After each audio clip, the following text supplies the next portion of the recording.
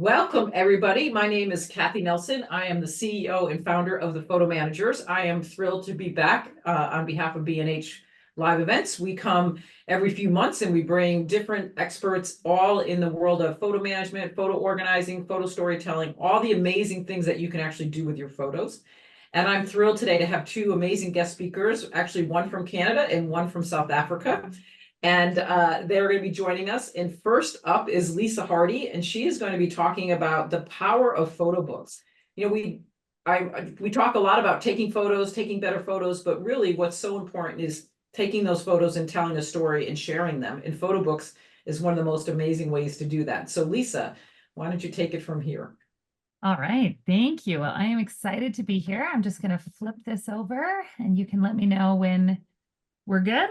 Well, welcome everybody. My name is Lisa and we're going to talk about photo books. So I get to speak first. And what I'm going to be talking about how it's such an amazingly powerful way to share your family stories and legacies, and how these photo books will become eventually the best books in your home. So we'll start off and get going. So who is Lisa? This is where I get to talk about me, which is exciting. So I'm the mom of 4 kids. You can see them up on our camper. I am from Canada, and this is just a shout out to my fellow Canadians. If anyone dared to go camping last weekend on the May-Lang weekend, that was me with the hailstorm and the snow.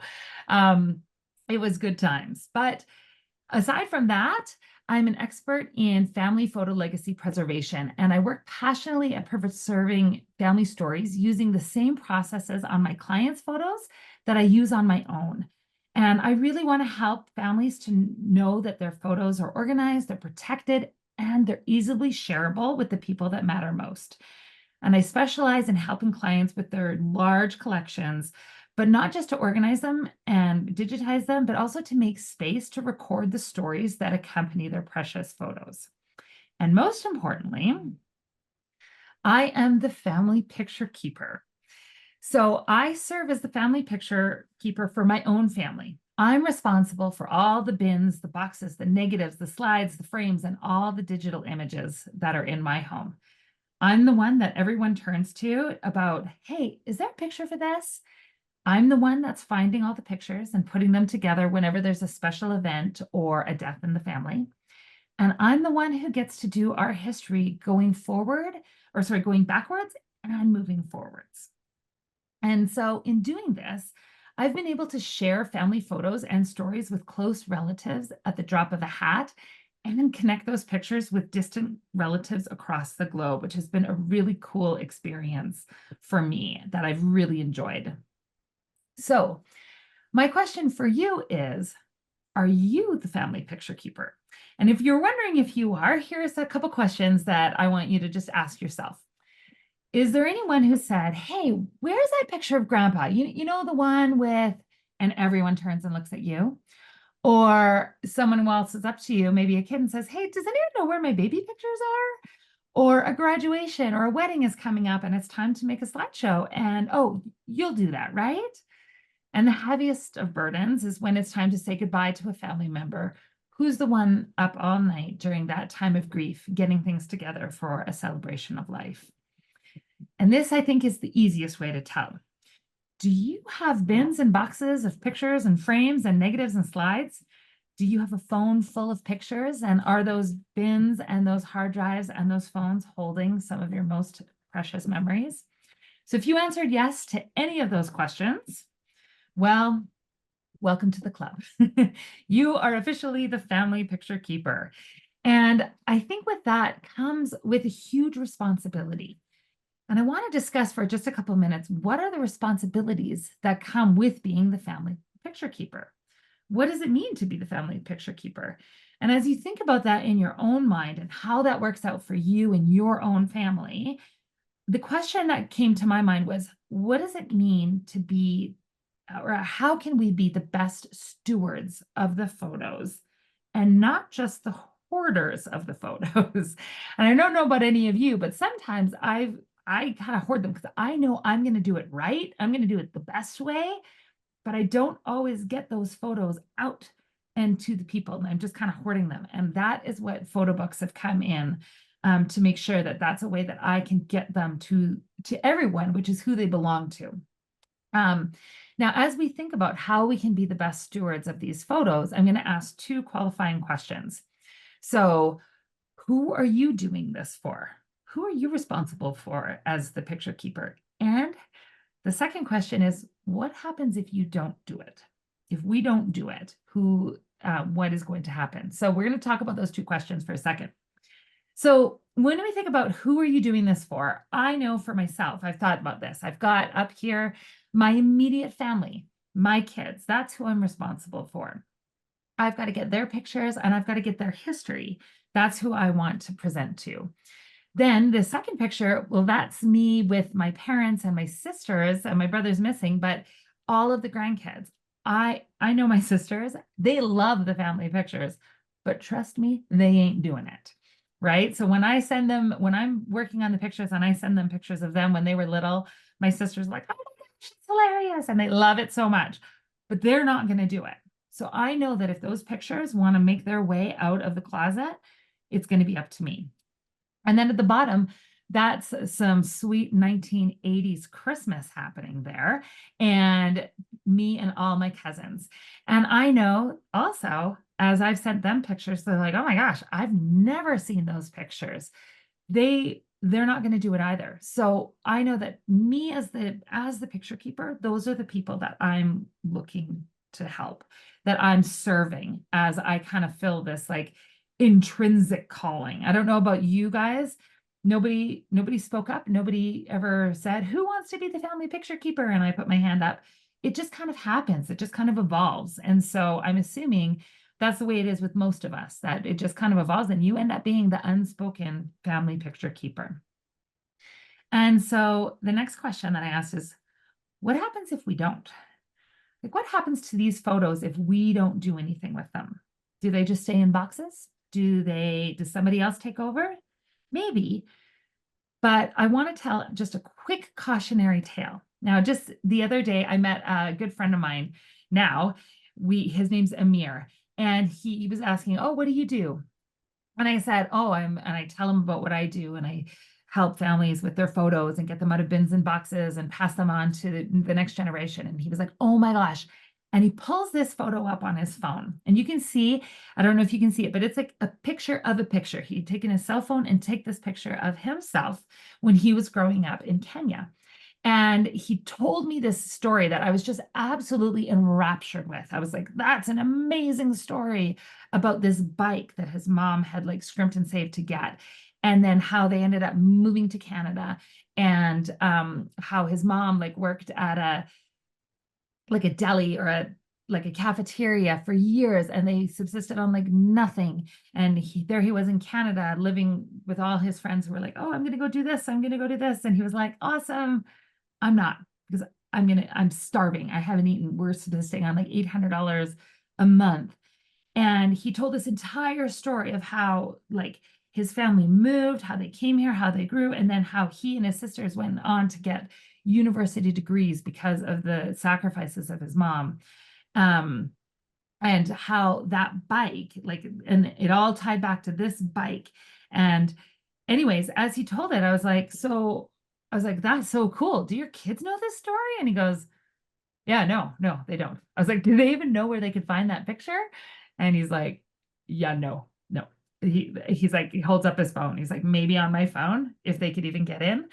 And then I was like, this is such a cool story. I can't wait to tell the story. And then I realized when I was about to go into this, I couldn't remember a lot of the details, even though I sat there enraptured by the story for over half an hour as he told this amazing story of his family's pilgrimage here. And I realized this was kind of a cautionary tale, like if he doesn't tell the story of this picture. And what he did say, because he sent me a copy, he goes, this picture is central to how I discovered my purpose in life. And I was like, that's a big deal, right? Like, that's a huge deal. And so how do we pass this on? And so also to answer the question, what happens if we don't? If he doesn't, that picture's lost and that story is lost. But instead of focusing on the what if we don't, let's shift the focus for a second on what if we do. what if we do? If we do our pictures, if we do find a way to share them with our family, we are going to find ways to connect our family across geography and across generations. We're going to find a way to teach us who we belong to and what our values are. We're going to find a way to remember our people, to remember the good times, and to remember a lot of the challenges in life too. And we're going to learn through what our family's been through. And it was interesting, just on that note, a few years ago, my parents, I unearthed 5,000 slides and I digitized them all. And as I was digitizing them, it was such a humanizing experience for me, because I now saw my parents in the same stage of life as I am currently. And I saw them raising these 5 kids. And I was like, yeah, they didn't have a manual either. They also probably didn't know what they were doing. And they were taking them being me and my sisters and my brother, to the same parks, to the same Calgary Stampede, to the same fairs, to the same things that I take my kids to. Different parks, different events, but the same kind of thing. It was very humanizing for me. And so that is something that we can get, a gift we can give to our families as they can see this greater context.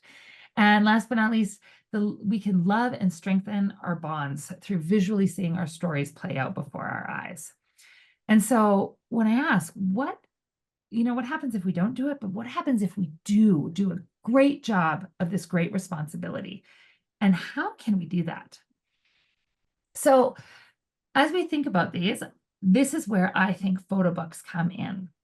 And so I'm going to ask these questions and just think about them as we go through them. But how does preserving family photos shape the identity and our connections to future generations? How do Photobooks evoke emotions and emphasize family values? And how can we strengthen family bonds through storytelling? And I know that for me, when I'm making photo books for my own family or for my clients, I'm not just doing them for the here and now. It's not just for this Christmas to be the best present under the tree, even though 100% it's going to be the best presents under the tree, but I'm doing it for future generations as well, right? Our photo books can have a generational impact. Now, if we look at this picture, which was lovingly created by AI, I want to look again to a real life picture, which was lovingly created by my sister. And so right here, this is a real family.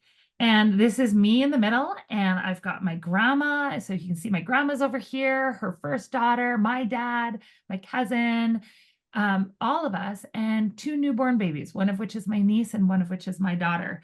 And we were sitting there, you can see our computer there. We'd scan all the pictures, and we are now getting the stories. And we would sit with my grandma on Sunday afternoons and just be like, hey, grandma, who's in this picture? And she would start telling the stories of who was in the picture and why the picture was taken and what was it all about. And because she was able to tell us the stories, we were able to hear like all the backstories that I probably maybe shouldn't have printed in the book, but I did anyways. But it was so great. And it was such a cool experience to listen to my grandma, and then whoever would come, whichever siblings were there, whichever aunts and uncles could make it, it just became a family gathering of something that we did. But it was something that allowed us to share those stories. So I want to quickly talk about the challenges of traditional photo storage. So oftentimes, if we've all got pictures, we've got the problem of disorganization. It's just difficult to manage photos that are scattered in various formats. We've got printed photos, we've got digital photos on phones, on clouds, on USBs, all over the place. There's deterioration where we know that pictures, either physical or digital, are deteriorating over time due to environmental factors.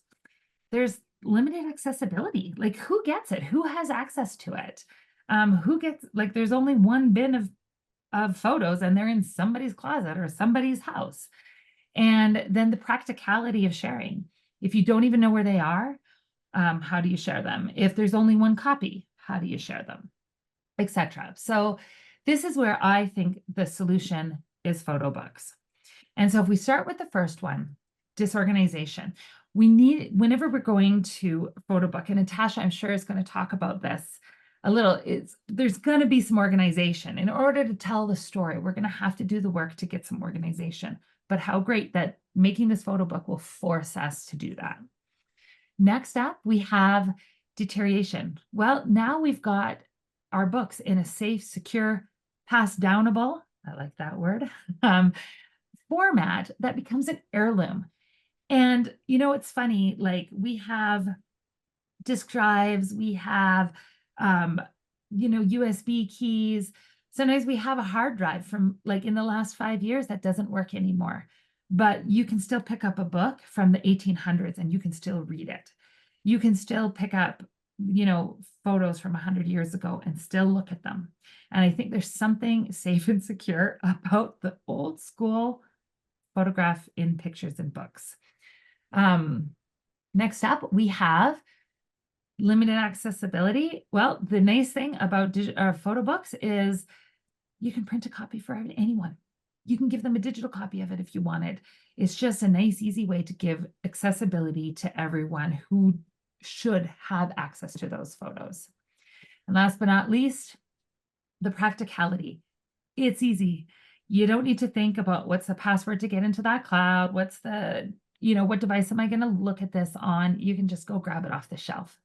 And that's really nice. Even the other day, my son, who's in grade 5, of course, this is when he tells me is 2 minutes before it's time to leave for school. And he's got to take something from his grandparents, something generational to talk about his social studies project. And I was like, no problem.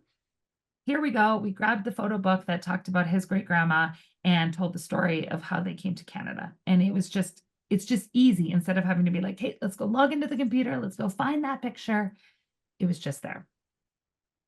So with photo books, what we want is something that we can gather around on the couch and look at together, that we could give to our teens as they go off to college, and that they would have something that would ground them and be who, help remind them who they are when they're in a world of choices.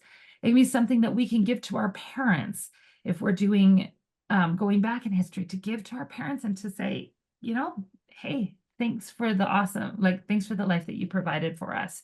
And that we can give to our children to teach them who they are and kind of what's been going on. I know that here on the side, we've got the Hardie family. We've got several of our family books. And one thing that we've done is whenever our kids, whenever they're sobbing and sad about something, I'll often be like, do you want to look at a photo book? And we'll sit down. And this just happened yesterday, actually. Somebody got stubbed their toe and it was very tragic. And Molly was like, can we just look at my book? They all want to look at their baby book of when they were born. So we busted out 2016 and we started looking at it. And within a few minutes, the tears were gone and she's being reminded about all the cool things that we did. So with that said, we're going to talk a little bit about inspiration and then we will be able to move on. So first of all, I want to talk about, this is Mary's book. So my friend Sharon had interviewed her mother-in-law and she had gotten pages and pages. This is 20 years ago, she interviewed her and had pages in a Word document. And she always thought, I'm going to make a book out of it. And the years passed because that's what time does. And eventually her mother-in-law passed away and she was like, I still need to get this done. And she realized that all those photos that she had collected and curated, they would all be lost in a box. And the stories that she'd painstakingly collected would be lost on her hard drive. No one would even know to go to look for some random Word document on her computer should something happen to her. So she worked hard. She combined the stories with the interviews, with the pictures, with captions, if there was captions available, and artifacts, and the family trees, the whole 9 yards. And this is what her son said. She said, our mother took the time to compile histories and stories of our cherished grandmother, Mary. Each of us grandchildren was presented with these photos and memories compiled beautifully into a large hardcover book designed by my mom. I have never received a gift put together with so much care. My children will be able to know their great-grandmother through these wonderful pages.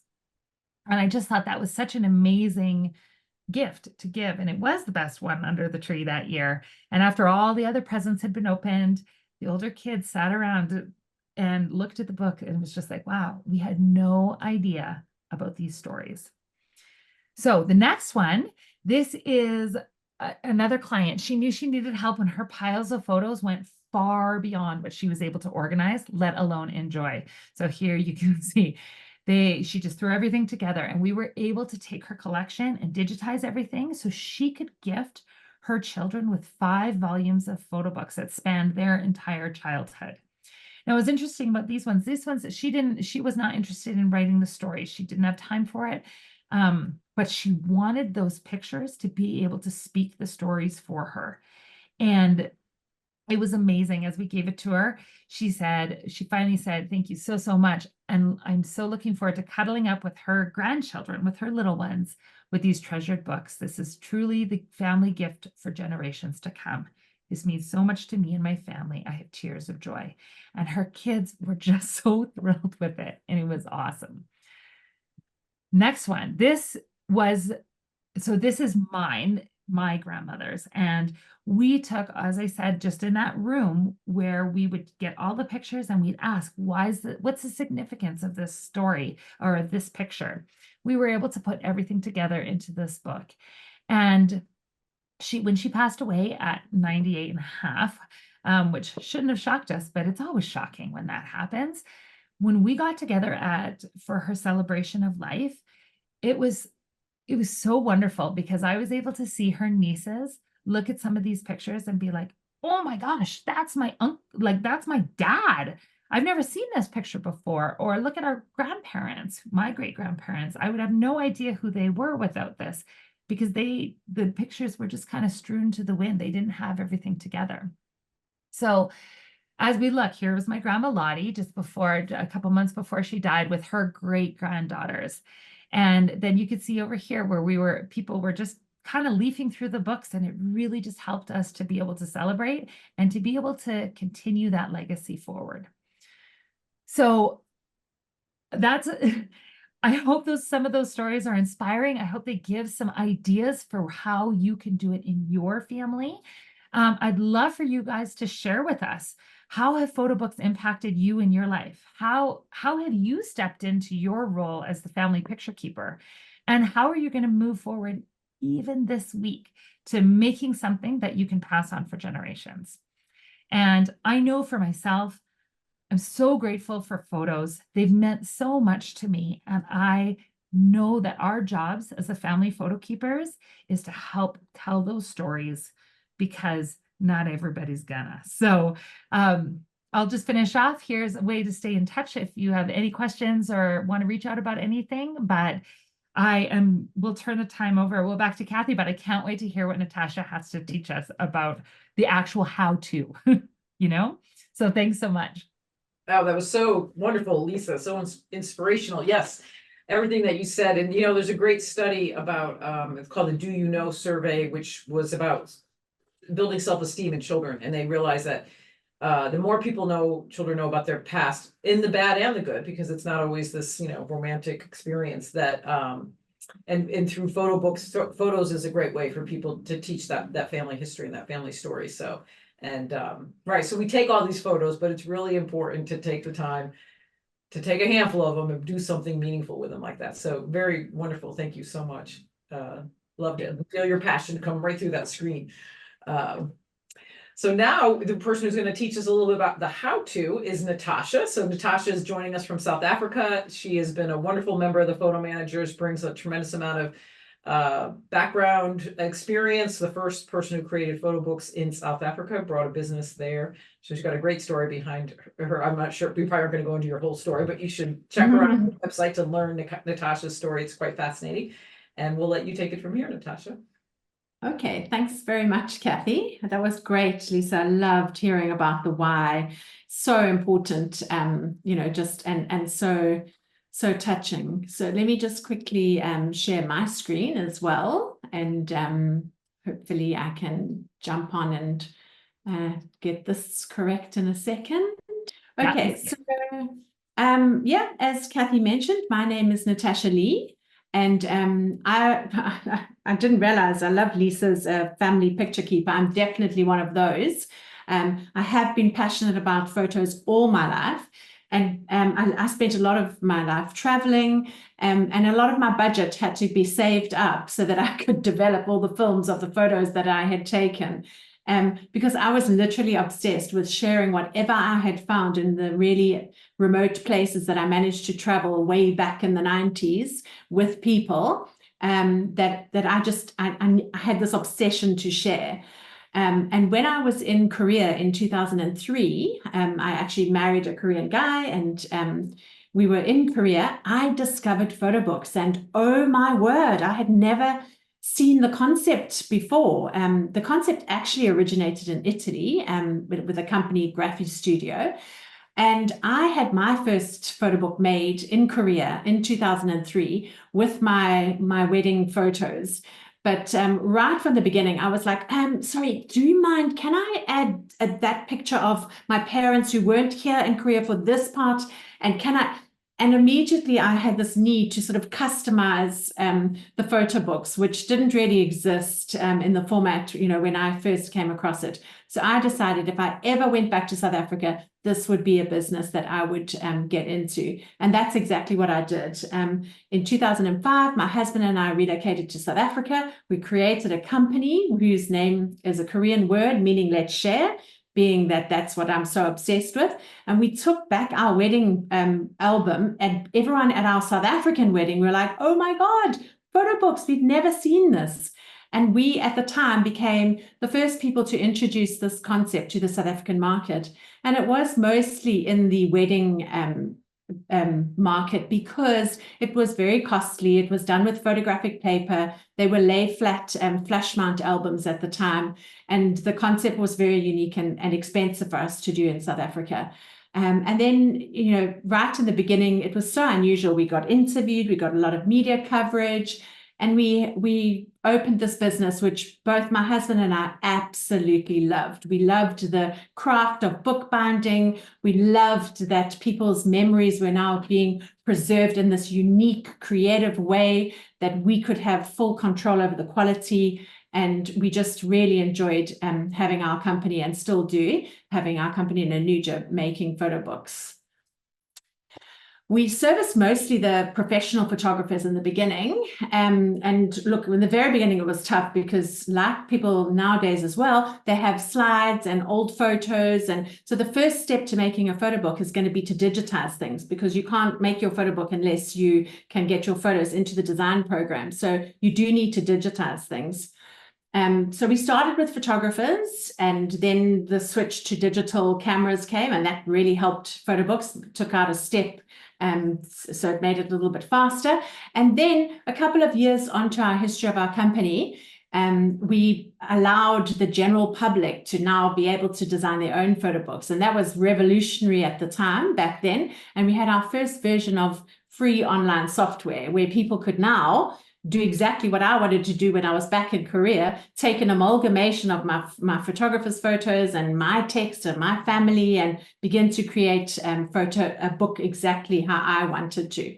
However, we kept coming across this stumbling block that people, they had too many photos, and it was like, oh, I don't know, I can't start my book because there's just too many of them, or they didn't know where to find them. Or some of them were really just, they didn't feel that they had design skills or creativity. So they were also stumped. And that was really, sad for me. And I then expanded our services into photo organization, digitization, training workshops, photo book printing. We still continued, but obviously only to the South African market, and then photo book design. So my little what I'm going to cover in the next few minutes is basically my job, and it's absolutely divine. I mean, how amazing is it that every day I get people come to me and I get to design their photo books. So, I spend my life designing and finding the stories in the pictures that they've collected. So I'm going to go through a few of my observations and tips from my experience as a photo book designer. I'm going to cover what you need to do before you start your photo book. how to choose sort of the best product for the job. I'm going to look at some design tips using my favorite program, Canva. And I'm going to just show you a few different examples of some of the photo books. We have seen some of Lisa's already, and we'll see a few more, because I know when I see books like that, I get inspired and think, how can I do something similar with my story and my photos? And really, I honestly feel like it's my job to kind of be this journalist. You know, I don't know what someone's going to come to me and give me, but when they hand over those treasures, I need to now find a way to sort of weave this into a story. And that's quite important. When do people find me? Well, normally when they want to do things like celebrate milestones, when they want to relive memories, when they want to give that best Christmas present under the tree that you were talking about, when they want to be creative, when they just want to let their creative juices flow, or when they want to leave a legacy and pass on that story to their family. So I design a lot of wedding books. Okay, I have done hundreds and hundreds and hundreds. Weddings is a really amazing time that, I mean, everyone, if they do get married, I would recommend having one of these and choosing something that's really archival. Birthdays, popular gift, from a baby's first birthday to the milestones of the 18th, the 21st, the 50th, the 70th. Those make incredible gifts, and they normally come with an array of photos and messages, and you know, that's a really interesting book to design. Travels, obviously, whenever we go somewhere and we see things local, international, we want to record that. Corporate, I do a lot of corporate photo books when people are retiring from their companies, or they just want to showcase the career that they've had, or a company wants to put together a portfolio or show the projects that they've been involved with over a period of years. Photo books are ideal ways for them to present that information. Family histories, and then the family yearbooks, which I kind of call the middle. It's all the stuff in between, you know. So if it's not your big holidays or things like that, I love doing the family photo books, the yearbooks with the pictures that would be considered to be the middle. Okay, so what do you need to do before you're ready to start making a photo book? First of all, you need to decide on a storyline. Okay, now there's lots of different ways for there to be a storyline. You can choose chronological, you can choose a theme. If it's your first time making a photo book, please, my advice to you would be keep it as simple as possible.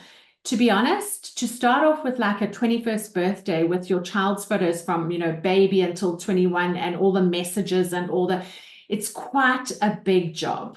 So try, if it is your first time, because you remember you're going to be learning how to design, how to collect, how to do all of those things. So try and start with a project that is pretty small. Once you've decided kind of on what the storyline is going to be, you're going to need to get all those photos. They obviously have to be digital, and you need to copy them all onto a folder, possibly on your computer. Call it Photobooks. And I say copy because you are then going to be able to look at that folder and get a little bit ruthless and start to delete those that you may have put in there to start with, but they might not all make the cut when it comes to you've got 600 and now you really would only like something like 300. So copy them all over there and then begin a little bit of a culling process within that copied folder. A little caution here, just be careful of the size of photos. When people get, you know, they get very excited when they ask friends to all send WhatsApp images or they grab stuff off Facebook and things like that. Resolutions are very low on those platforms because they're designed to save you data and cloud space.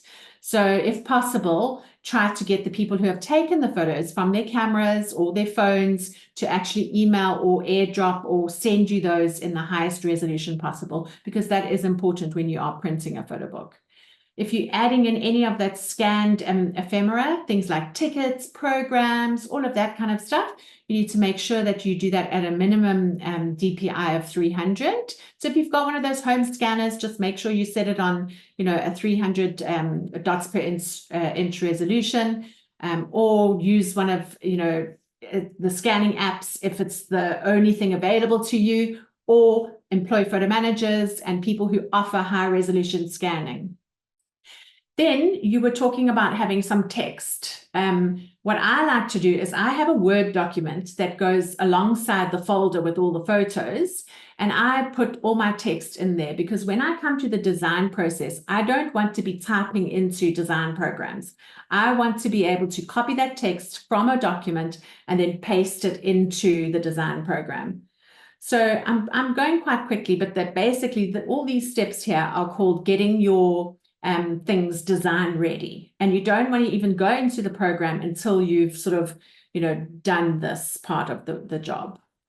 Now you need to choose which book is going to be the best for the project that you've embarked on. So for example, if you're picking a wedding, you might want to go with those beautiful photographic hard page flush mount books, lay flat books. Whereas if you're picking a book that you're going to do annually and you're a little bit concerned about the budget, you might pick something that is more reasonable and doesn't need to be as expensive as the top of the range books. So you need to decide what size and shape do you like? Do you want it to be square or rectangular?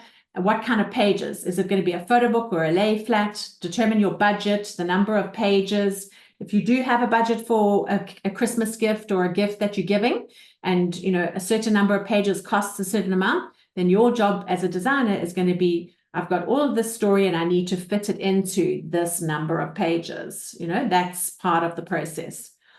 Then you need to choose a print company. I'm a big supporter of what I call buy local. If you've got companies in your areas, then I would say, really support those local companies. But you'll need to look at things like the quality of the books, the price, their turnaround times, what delivery options they have, and what software you are going to need to design in to make that photo book. And that last little line there about that tiny little word software is really important. I'm going to come to it in a minute. So here's just a few options. The covers are something that you're going to look at the various different companies. The types of pages, this happens to be like Photobook, fairly lay flat pages. This is now your hard albums with photographic prints mounted onto thin board. And yeah, that's the same type. And then back to that little word software. Okay, so I like to use third-party design software. And what that means is I don't want to necessarily use the software that's provided by specific print companies. So there are actually a lot of softwares out there that are third-party. Examples would be Smart Album, Fundi, Album Stomp, InDesign, and my personal favorite, which is Canva. And one of the reasons I like to use a third-party software is because I design for people all over the world. I like to get familiar with my software. I like to know my software really well. I like to know what it can do, how I can send it to my clients, how they can make comments to me, how we can collaborate on that project. But I'm going to have to print that project in their country because I'm not going to be sending my books from South Africa to Australia or to Europe or to the States. So it's really important that I have a software that is outside of that, but I am going to have to adhere to whichever the print company and guidelines, what they give me. Some of these softwares have a steep learning curve, more than the inbuilt softwares for the photo book companies. So you might have to consider that. And then others are suited very specifically to industry needs. So for example, if you're a professional photographer, a lot of them will use Smart Album and Fundi. And if you're a general public member, you might not need that type of thing. So the advantages of using Canva, firstly, Canva is super user-friendly. And the second point there is so important. It has stunning photo book templates. So if you're the kind of person that gets frightened by a white page or a blank page, Canva is going to offer you so many different kinds of templates as a starting point, but it also then will allow you to fully customize your pages. So that's one big plus about Canva. This customization and resizing is really important. Sometimes I design a book for a print at one company for the family member that lives in the States, and then that same family member wants to make a copy for someone who lives in Australia. And using a simple function of resize, I can tweak that size and keep the design the same. So I find that really useful. It is only available in the Pro version, but yeah, you don't need the Pro version to make photo books, but for certain functionality, you might need it. It has image editing tools, changing color. It's very powerful, but you can also just use it in a simple way. It's got great collaboration tools. So if you're designing for other people, I mentioned earlier, you can do things like comment, you can have people look at your pages, you can send links to them, and then they can add information and anything that's missing.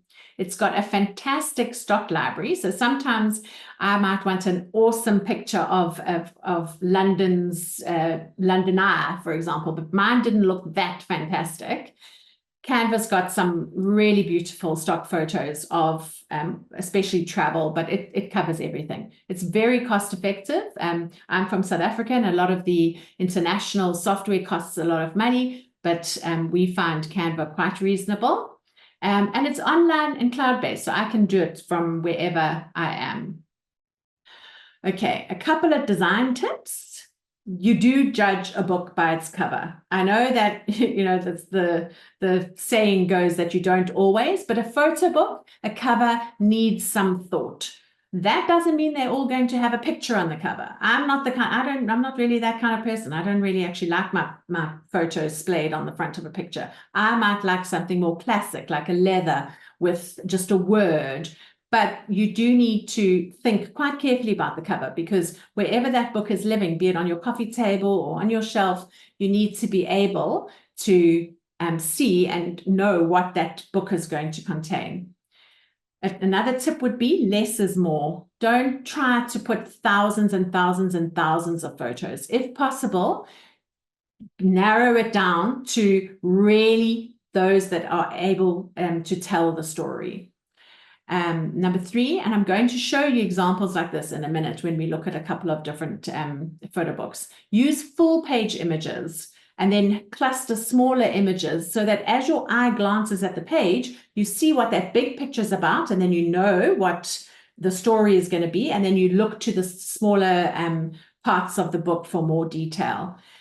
One of my key jobs, and there is a skill here, and you will get better and better at it, is to identify key photos. As you go through that entire collection, look for those photos that have something special and use them in a special way, be it on the cover, be it make it bigger or add text to it. And it could be, I know in the family yearbooks, once a year or once every couple of years, we have photos taken by a professional photographer. And when people give me those photos as part of their photo collection, inevitably, I'm going to be blowing those ones up because they're very clear and beautiful.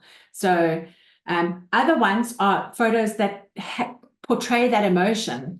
And that is the picture that I will choose for the cover. So sometimes you think, oh, that you're going to have this traditional, beautiful wedding shot, you know, with a panoramic scene, and you don't. You pick the one where there's this look between the two people.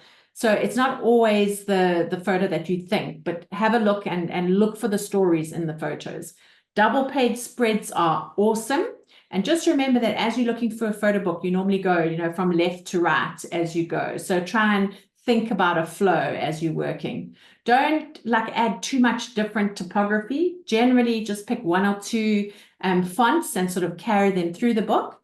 And I like to say to people that come to me, you get memoirs and people that are happy to write a lot of things.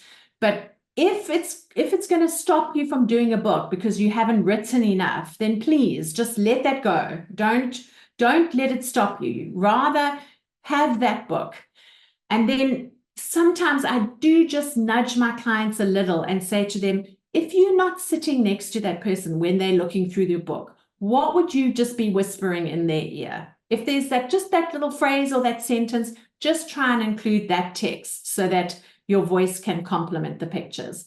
And I mentioned this earlier, done is better than perfect. We strive to get, to do the best job that we can. Obviously, people who do this every single day might be better than someone who's trying for the first time, but you just get better the next time, and then you just get better and you learn, and, it's a journey. So saying that, let's just look at a few examples. So the one example here is this lady came to me and a precious friend had given her a dish towel as a gift. And she loved this dish towel so much that it became the cover of her book. And, for her, when she picks up that book, it just carries the memory of that dish towel that she was given as a gift. In this case, this was a cycle event.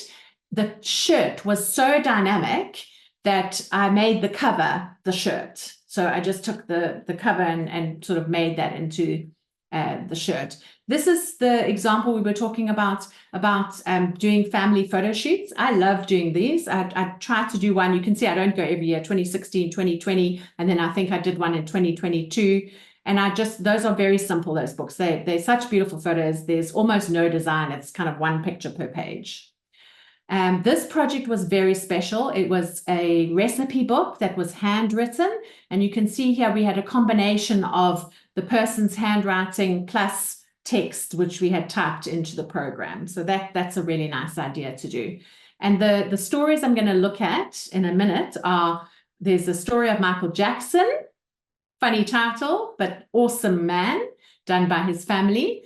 And I'm going to look at, this is the Polish ambassador to South Africa, his life. I'm just going to give you a little glimpse into that and his family, and then a memoir, and a little bit. I'm going to dive off this presentation now and go into some examples. But if you do want to get in touch with me, you can reach me on Nanuja Photobooks, and I do have a YouTube channel where I do Canva demonstrations.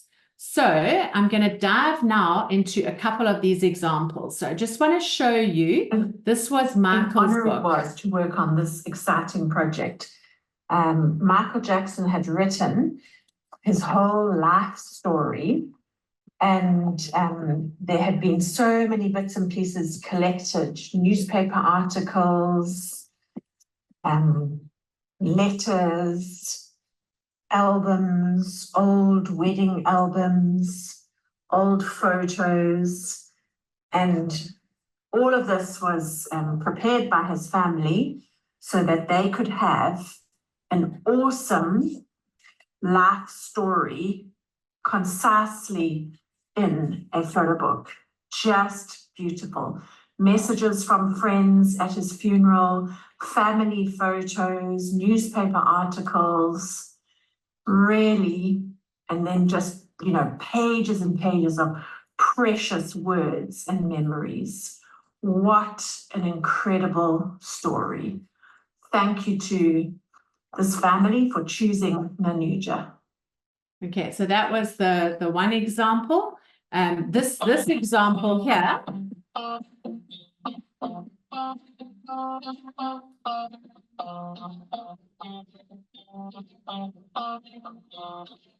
Oh, this one's a bit slow. Okay, this example just shows a principle. I think I've got a bit of a lag, so I might jump out of that one.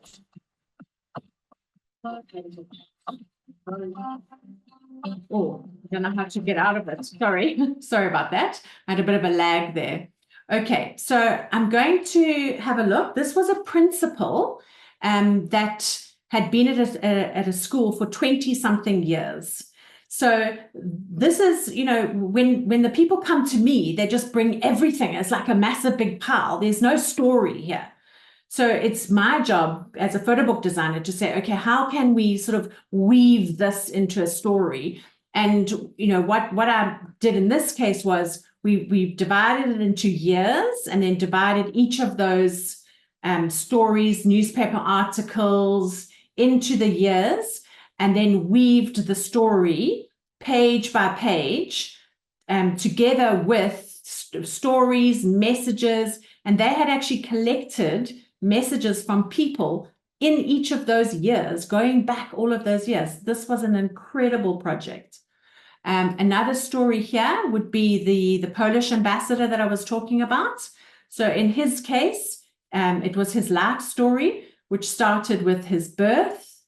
He gets engaged, he gets married, they go on their honeymoon, Then he starts his career. So we've got a sort of a summary of his career, all the newspaper coverage that he had over that career. Still career orientated, and then newspaper coverage, magazines. And then it begins his wife, and then he starts to have children. So we have child number 1 comes along, child number 2 comes along. And what I try to say to my clients is, in these books, minimum wise, try to include things like the birth dates, the places where everyone was born, so that people know that when they want to have that information, they just pick up that book from the shelf. So that's a really nice an add in. Again, most of my clients, they go, oh, we don't want to write anything. We don't want to write anything, so that's fine. They don't need to.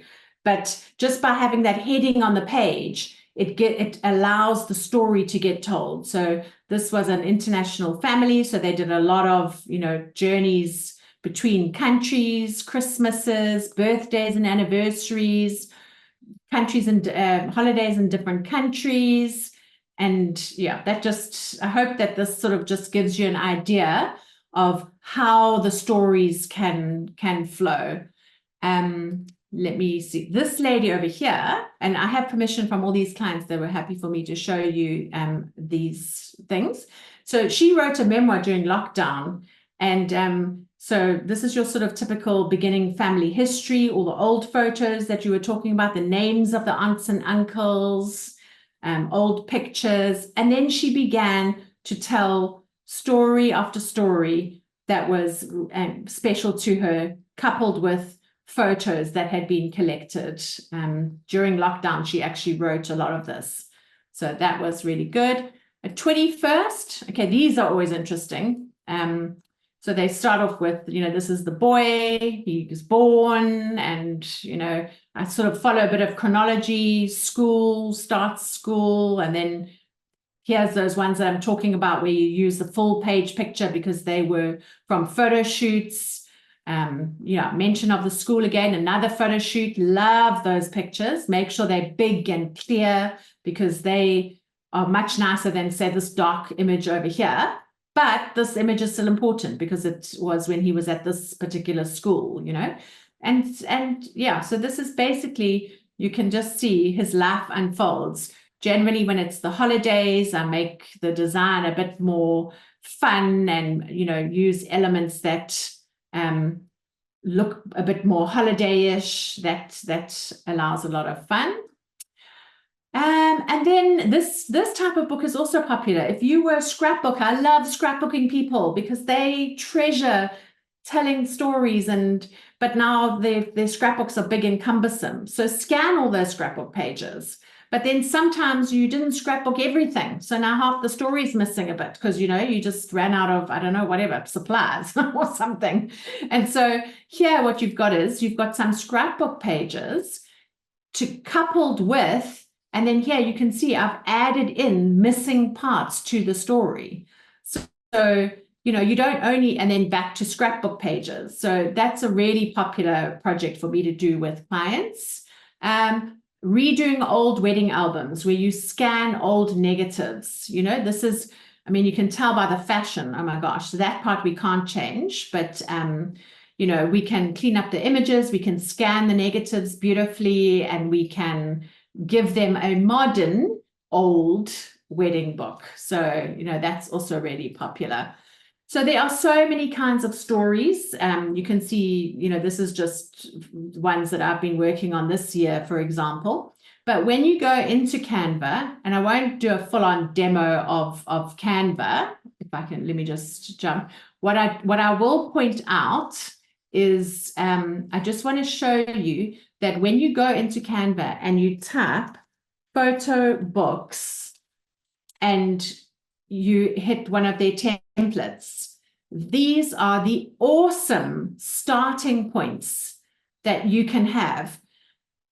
Look at all these ideas. We've got this Polaroids, we've got a clean, modern design. We've got a more towards digital scrapbooking design. There's 22 pages of existing design where all you need to do is click and drag your stories in. All the text is editable. It's so easy to use, and you can design it in Canva and send it to any print company. You just need to make sure before you start your design project that you check what size, are you doing everything so that you get it print ready. And that's it. Wow. I just started following you on YouTube, Natasha. I didn't realize you had all that up there on your YouTube channel. That's so amazing. And, Yeah. and your classes on using, I noticed that too. You have a series to help people if they want to make from using Canva from start to finish. I don't know. Let's see if there's questions that have come in here while people have been watching. I don't know if we have any questions here in the chat have been dropped in here yet. But I just, there's so much. You both brought just a tremendous amount of information and enthusiasm and ideas of what we can do, certainly with photos and bring those stories to life. And as I reflect on, I have an elderly mom who's starting to really get advanced dementia very quickly, it feels like. And this is when these stories really, you realize those moments are fading quickly now to get any of those stories. And also as we bring in caregivers, my sister and I have been discussing, unfortunately I have an album when she was younger, but how do we make her a person to the caregiver that will come in and not know that this person who is acting kind of very strangely was once this person, with this rich life. And so Photobooks is another wonderful way that we're going to be able to demonstrate that. So again, let's see if we have any questions or comments that are coming in. Let's see if there's no questions. I know you did such a great job of describing Covered it all.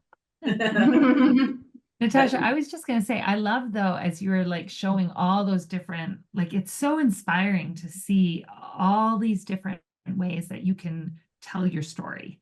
And some with lots of words, some with no words, some with, there's room for so much there. And it was like, it's funny because it doesn't matter whose photo book it is. I'll like pick it up and be like, this is like, wow.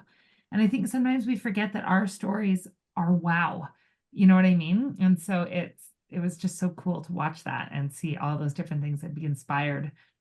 No, sorry. The one thing that my clients are always blown away when they give their gift of a photo book to somebody is that the person who received the book knows immediately how much time had to have gone into that gift, because they know that those pictures are not all sitting on a nice pile on your desk. It's not like that. They have texted all your friends. They have gathered all of those messages. They have got pictures from here, gone, looked over there. Like the minute they receive that and they open that, or, all the work just to bring it into that place and to present it to them they're blown away by that. So it just, it's amazing.